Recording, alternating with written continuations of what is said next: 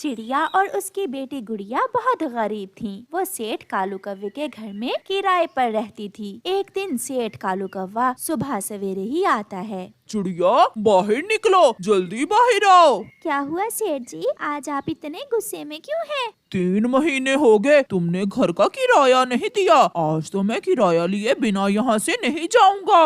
कृपया करें सेठ जी, मेरे पास अभी पैसे नहीं हैं। मैं कुछ दिनों तक दे दूंगी आपके पैसे। बहुत हो गया, आज तो मैं तुम्हारा सामान उठाकर घर से बाहर ही फेंक कर जाऊंगा। सेठ जी बहुत ठंड है, हम ऐसे मौसम में कहाँ जाएंगे? दिया करें हम गरीबों पर। ये धर्मशाला नहीं है जहाँ मैं तुम्हें मुफ्त में आश्रय दूं। फिर कालू कौवा चिड़िया का सामान उठाकर घर से बाहर फेंक देता है और घर को ताला लगाकर वहाँ से चला जाता है। मम्मा चुप हो जाएं, आप खुद ही तो कहती हैं रोने से हालात नहीं बदलते। मगर बेटी ठंड बहुत है, ऐसी ठंड में हम रात कैसे गुजारेंगे? फिर वो माँ बेटी अपना कुछ सामान लेकर वहाँ से चलती हैं। आगे तुम कालू। सब मुझे सेठ कालू कहते हैं, इज्जत से बुलाया करो मुझे, गोरी इज्जत से। सेठ होगे तुम बाहिर, मेरे लिए तो तुम कालू ही हो। और हाँ, अगर आज किसी काम वाली का बंदोबस्त ना किया तो मैं आज ही अपने मैके चली जाऊंगी। ऐसी ठंड में मुझसे घर के काम नहीं होते। मैंने कहा ना 1-2 दिन में मिल जाएगी कोई काम वाली। नहीं, आज ही काम वाली का बंदोबस्त करो। फिर कालू कौवे के दिमाग में रानो चिड़िया और उसकी बेटी का ख्याल आता है। वो जल्दी से वापस होता है। आप आगे, मुझे पूरा विश्वास था आपको हम गरीबों पर दिया जरूर आएगी। हाँ, तुम पर मुझे रहम आ गया, इसलिए तो लौट कर आया हूँ। तुम मेरे साथ मेरे घर में रह सकती हो, मगर बदले में तुम्हें मेरे घर के काम करने होंगे। मैं करूँगी सेठ जी, मैं सारे घर के काम कर लूँगी। फिर चिड़िया और उसकी बेटी सेठ कालू के साथ चली जाती हैं। ये कौन है चिड़िया? ये मैं तुम्हारे लिए काम वाली लाया हूँ। शक्ल से तो काम वाली नहीं लगती। मालकिन आप चिंता ना करें, मैं घर के सारे काम कर लूंगी, बस मुझे रहने के लिए छत दे देना। ठीक है कालू, इसे बाहर छतरी के नीचे घोंसला लगा देना।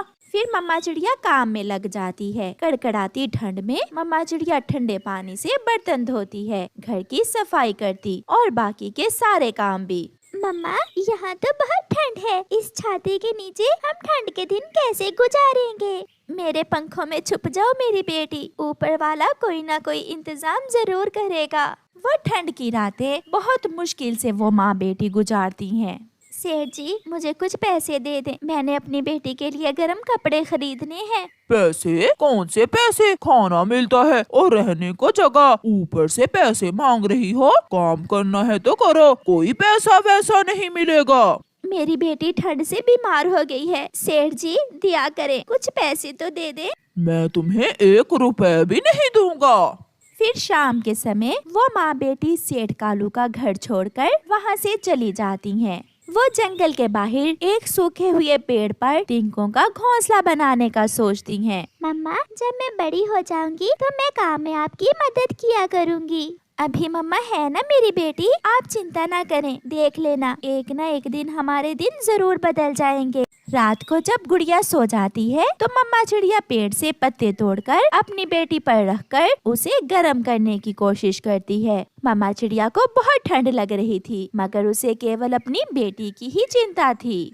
अगले दिन गुड़िया अपनी मम्मा से कहती है, मम्मा हमारे पास चाय बनाने वाली केतली भी है और बाकी बर्तन भी, क्यों ना हम ऐसी ठंड में पक्षियों को चाय बनाकर बेचना शुरू कर दें। बेटी मगर इसके लिए हमें शक्कर और चाय पत्ती की भी जरूरत होगी। मम्मा हम वो सब कबूतर अंकल की दुकान से ले आएंगे और फिर बाद में उन्हें पैसे वापस कर देंगे।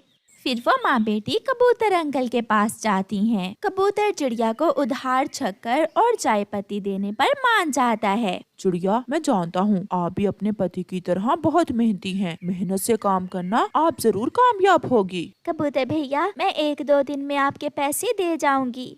चिड़िया और उसकी बेटी जंगल के रास्ते में चाय बेचना शुरू करती हैं। ठंड होने के कारण उनका काम शुरू करते ही चल पड़ता है। सभी पक्षी बहुत शौक से चाय पीने आ रहे थे। चिड़िया बहन, एक चाय ही है जिसे पीने से ऐसे ठंडे ठठरते मौसम में सुकून मिलता है। गोरी कौवी हर रोज सेठ कालू से लड़ाई करती कि मुझे कोई काम वाली ला कर दो, मगर वो तो बहुत कंजूस था। वो तो कोई मुफ्त में काम वाली ढूंढना चाहता था।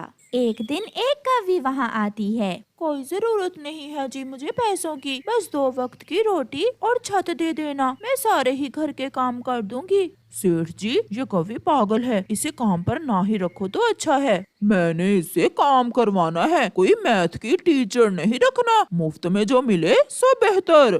कौवा उसे अपने घर ले जाता है। मेरे कपड़े धोने के बाद इन्हें इस्त्री कर देना, और हाँ, मेरे आने से पहले पहले खाना भी बना लेना। ठीक है मालकिन, मैं सब कर लूंगी, आप जाएं। गोरी घर से चली जाती है। ओहो, मैं तो भूल गई, मालकिन ने क्या कहा था। चलो थोड़ी देर टीवी देखती हूँ। वो टीवी लगाने लगती है कि पेट्रोल की बोतल उसका पंख लगने से गिर जाती है। हाँ, ये तो बहुत नुकसान हो गया, मालकिन डांटेंगी, मैं इसे आग जलाकर सुखा देती हूँ। फिर जैसे ही वो कौवी वहाँ आग जलाती है, पूरे घर को आग लग जाती है, सब जल जाता है। गोरी का जेवर, कालू की तिजोरी में बड़ी रकम, सब जल जाता है। गोरी और कालू जब शाम को घर लौटते हैं तो उनके घर की जगह राख का ढेर था और आने वाली रात की ठंड उन्हें डरा रही थी। चिड़िया और उसकी बेटी ने दिन रात काम करके अपने लिए एक छोटा सा सुरक्षित घर भी बना लिया था और अब उनका काम दिन ब दिन और बढ़ रहा था। मम्मा, अब हम चाय के साथ पकौड़े भी बनाया करेंगे, ऐसे हमारा काम और भी बढ़ जाएगा।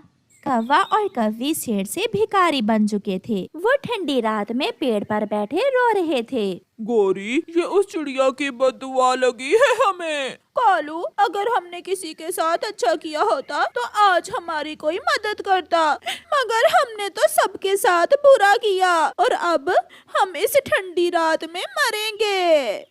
चिड़िया और उसकी बेटी गरम घर में बैठी मीठी नींद सोई हुई थी। प्यारे दोस्तों, इस कहानी को लाइक करना बिल्कुल मत भूलना। आपका धन्यवाद।